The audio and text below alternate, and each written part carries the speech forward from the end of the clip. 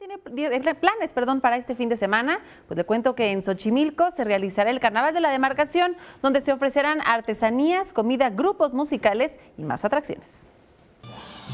Xochimilco se vestirá de fiesta con el Carnaval Xochimilco 2017, una tradición retomada por los vecinos de este lugar.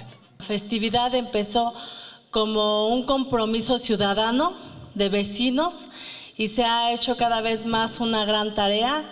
Con mucho gusto lo seguimos haciendo, tenemos 5 años impulsando esta festividad.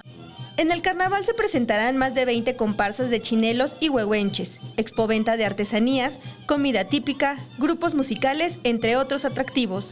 Queremos que sea un carnaval que se caracterice por una cosa, por varias, por el orden, la alegría, la seguridad a los participantes y a los que vienen a ver el espectáculo, la conservación de la tradición y que no haya consumo de alcohol.